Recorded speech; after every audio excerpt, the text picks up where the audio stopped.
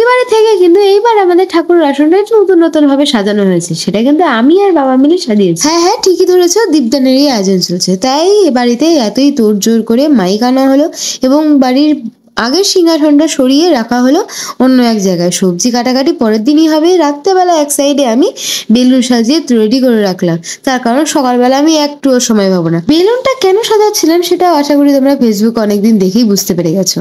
আমার কিন্তু জন্মদিনের এক্সাইটমেন্টের থেকেও ছিল দীপদানের এক্সাইটমেন্টটা অনেক বেশি, তার কারণ বাড়িতে অনেক লোক আসবে, অনেক আয়োজন করতে হবে, সেগুলো যেন ভালোভাবে হয় এটাই একটা বিশাল টেনশন ছিল। সকালে স্নান সেরে আমি আর মাসি মিলে কাজ করতে শুরু হয়ে গেল। ভালো মতো দেখে কাজ না করলে কিন্তু এদের দেখা পাওয়া যায় না। ইতিমধ্যে কিন্তু তারা চলে এসেছে, যারা কিন্তু প্রসাদের সমস্ত আয়োজন রান্না করবেন সেই মাতাজিরা, এবং তারা তাদের গোপালকে নিয়েও এসে এবং মাসি আর মল্লিকা কাকিমা সকলে মিলে কিন্তু ভগবান এবং সকলের জন্য কিন্তু মালা গাচ্ছেন।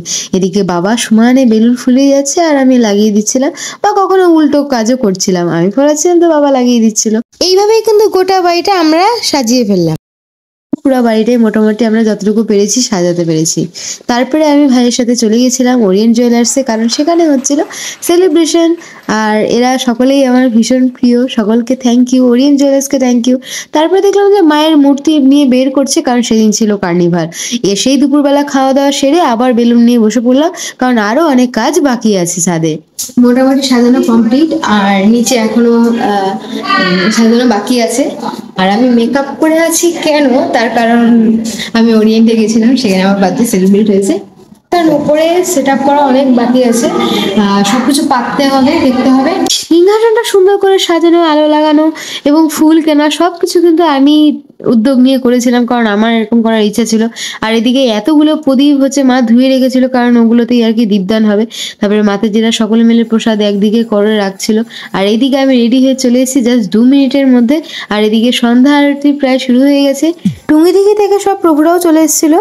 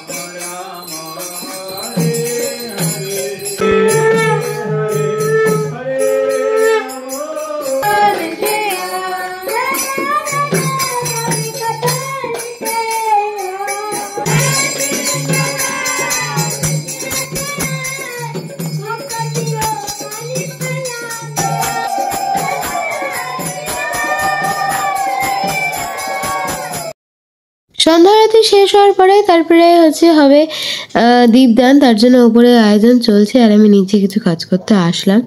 এবং তারপরে দীপদান শেষ হওয়ার পরে হবে সকলকে প্রসাদ বিতরণ।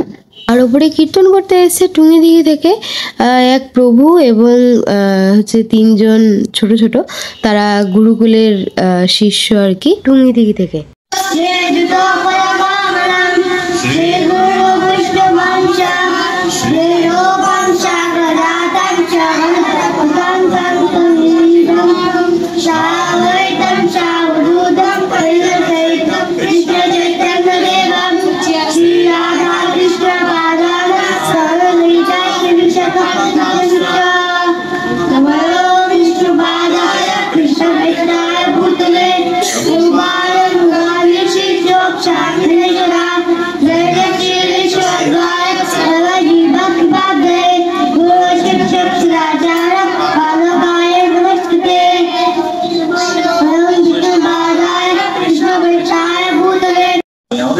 কৃষ্ণের কথা ভালো লাগবে, হ্যাঁ, তখন কৃষ্ণ দুইটা জগৎ আছে। এখন বিজ্ঞানীরা আগে কখনো স্বীকার করতো না যে আধ্যাত্মিক জগৎ বলে কিছু আছে, এখানেই যা, হ্যাঁ, এটা মুনি আছে, মুনি নাস্তিক মুনি। মুনি মানে হচ্ছে যিনি জল্পনা কল্পনা করছেন আর নিজের ধারণা তৈরি। পাঠ শেষ হওয়ার পরেই শুরু হয়ে যাবে আমাদের দীপদান। এদিকে মা সমস্ত কিছু আয়োজন করে রাখছে আগে থেকেই।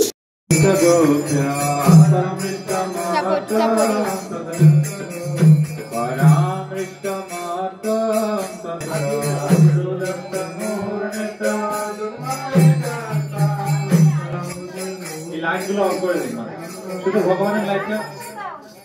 দুদন্তং মুহুর্নেত্রং যুগ্মামৃজান্তং করমোজ যুগ্মেন শাকং নেত্রং।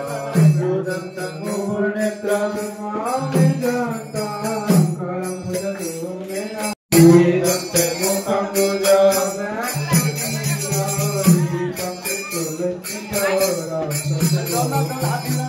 Namaste mukham bhujamasyastanile Vitam kutale sikoro sachagom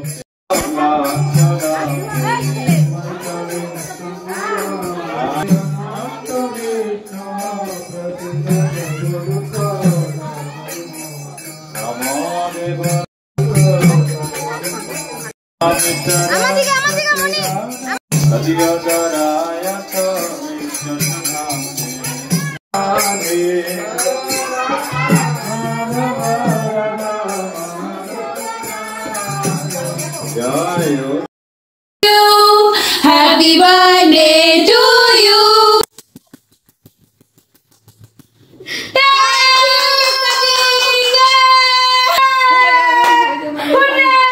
একদিকে চলছিল কিন্তু এদিকে স্বর্ণালী কেক নিয়ে এসেছিল আমার জন্য, তার জন্য আমি নিচে এসে একটু কেক কাটিং করলাম, ওদেরকে কেক খাওয়ালাম। তারপরে উপরে গিয়ে দেখি যে আমাদের অনেক প্রসাদ বেঁচে গেছে, কারণ অনেক নিমন্ত্রিত আসেনি এবং যাদের বাড়ির সকলকে বলা হয়েছিল সবার জন্য আয়োজন করার পরেও যারা 1-2 জন এসছে সেক্ষেত্রে অনেক প্রসাদ বেঁচে গেছিলো। এবং আমরা তৎক্ষণাৎ আত্মীয়কে ফোন করি এবং আত্মীয় থেকে তারা সবসময় আমাদের পাশে থাকে এবং বিপদ থেকে আমাদের উদ্ধার করেছে আত্মীয়। অনেক ধন্যবাদ আত্মীয়কে এবং তোমাদের অনেক উন্নতি আশা করি সামনে। এবং ওরিয়েন্ট জুয়েলার্সকেও থ্যাংক ইউ যে আমার বার্থডে সেলিব্রেট করা হয়েছে এবং ভালো খারাপ মেনে দিনটা আমার এরকম কাটলো। তোমরা যারা এসেছিলে তাদেরকে অসংখ্য ধন্যবাদ। আর ভিডিওটা কেমন লাগলো জানিও।